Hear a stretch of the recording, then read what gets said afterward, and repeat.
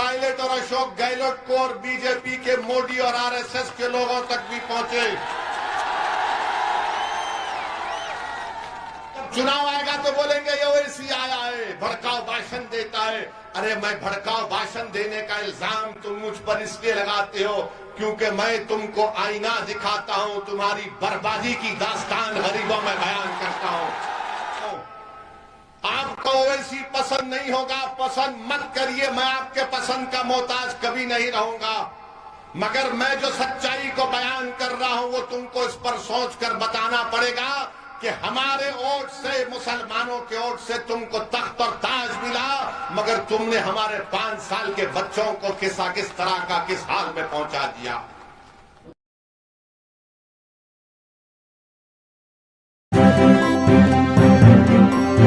Media voice, आपकी आवाज। हमारी जिंदगी और मौत का इलेक्शन है। बताओ मेरे अजीज दोस्तों और बुजुर्गों, भारत का कौन सा ऐसा चुनाव है जो हमारे लिए जिंदगी और मौत का नहीं बना? चुनाव के बाद जब हम मर जाते हैं तो कोई आकर पूछता नहीं है। चुनाव के बाद जब हमको पुलिस थाने ले जाकर मार मार कर हमारी कस्टोडियल डेथ हो जाती है तो कोई पूछने वाला नहीं। चुनाव के बाद जब मुझे एक जानवर पालने के नाम पर मारकर रोड पर कत्ल कर दिया जाता है तो कोई पूछने वाला नहीं, मगर जब चुनाव आ जाते हैं जिंदगी और मौत का मामला बन जाता है। मुसलमानों के बच्चे स्कूल में नहीं है, मुसलमानों की बेटियां कॉलेजेस में नहीं है। क्यों नहीं है? क्योंकि उनके माँ बाप के पास पैसे नहीं है उनकी औलाद को तालीम दिलाने के लिए। मगर ये जिंदगी और मौत का मसला नहीं बनता।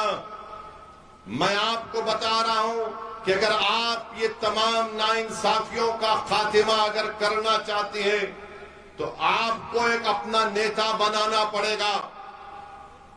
कोई नेता आसमान से नहीं आएगा, कोई नेता जमीन से निकलकर नहीं आएगा। आपको नेता बनना पड़ेगा, आपको लीडर बनना पड़ेगा, आपको कायद बनना पड़ेगा, आपको कमांडर इन चीफ बनना पड़ेगा। और यही काम करने के लिए असदुद्दीन ओवैसी राजस्थान को आया है। मैं अपनी मकबूलियत में इजाफा करने के लिए नहीं आया हूं। अल्लाह सुब्हाना व तआला का मुझ पर बहुत बड़ा करम रहा है सदक़ाए नबी करीम सल्लल्लाहु अलैहि वसल्लम का। यही कोशिश मेरी और जमील की और जुबैर की है कि आप नेता बने, क्योंकि मुस्तकबिल आपका है, फ्यूचर आपका है। आपके मुस्तकबिल के फैसले ना कांग्रेस ले सकती है ना बीजेपी ले सकती है।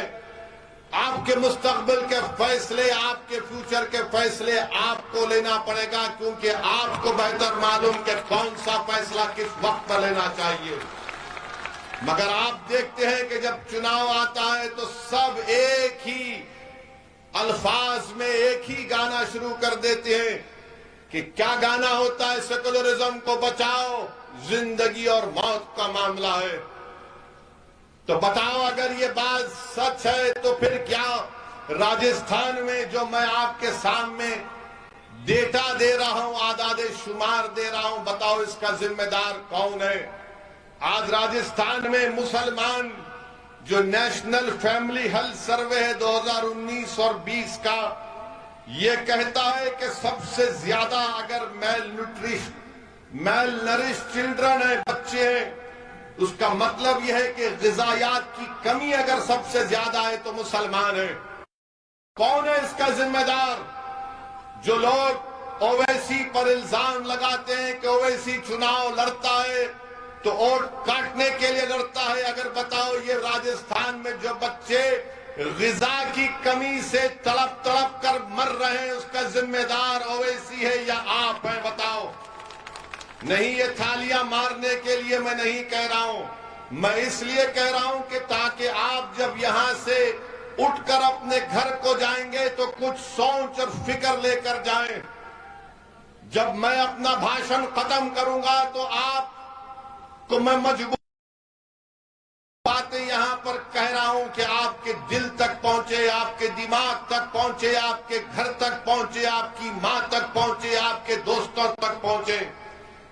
और मैं चाहता हूं कि मैं जो कुछ कह रहा हूं ये बातें सचिन पायलट और अशोक गहलोत को और बीजेपी के मोदी और आरएसएस के लोगों तक भी पहुंचे।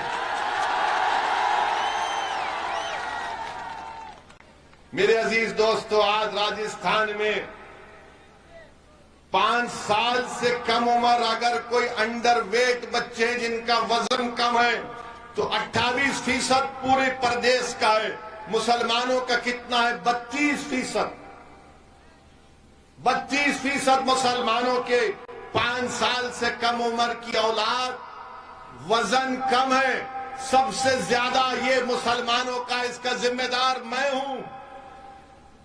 हुकूमत आपकी, इख्तिदार आपका, वजीर आपका, सब चीज आपका, और वोट आप देकर इनको नेता बनाते हैं और वो आपके बच्चों को इस तरह का हाल करके रखती है।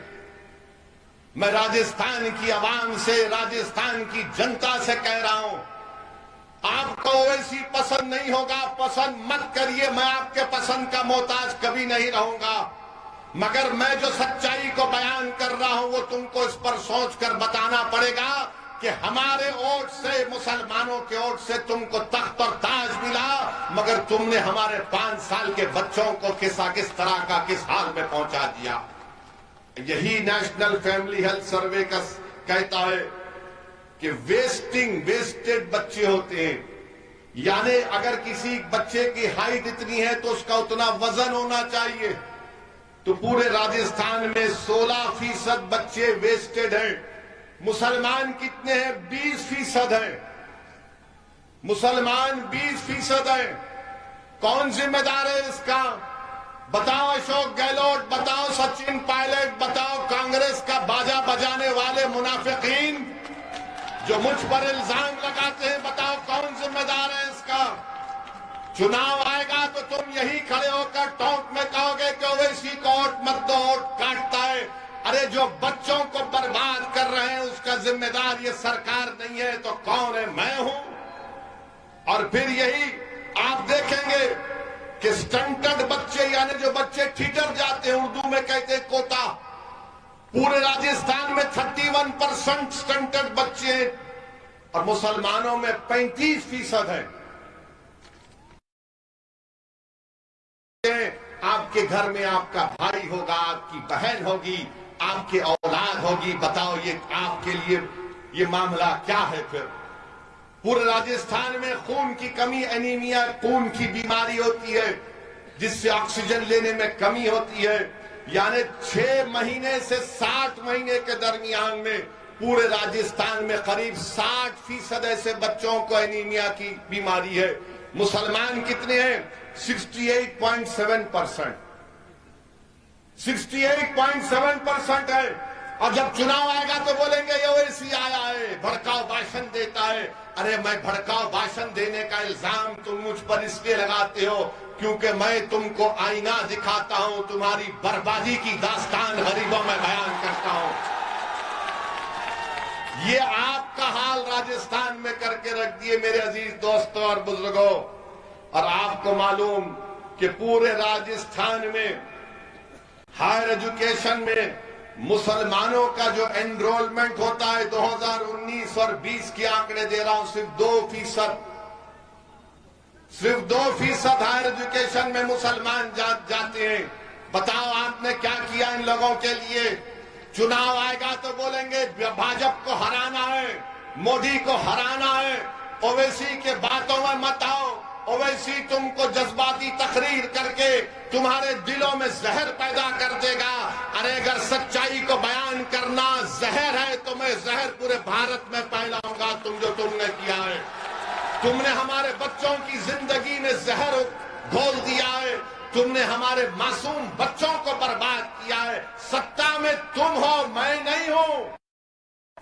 इख्तिदार पर तुम हो, मैं नहीं हूं। मुख्यमंत्री तुम हो, मैं नहीं हूं। वजीर तुम हो, मैं नहीं हूं।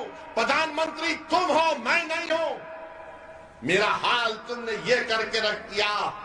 और जब चुनाव आएगा तो सब के सब खड़े हो जाएंगे एक साथ, पूरे जोकर खड़े होकर पुकार पुकार कर कहेंगे, असद की बातों में मत आओ, असद की बातों में मत आओ। अरे मैं तुमसे सवाल कर रहा हूं कि इसके बावजूद भी आप अपने वोट का कैसे इस्तेमाल करेंगे? मेरे अजीज दोस्तों और बुजुर्गों, यही तुम्हारी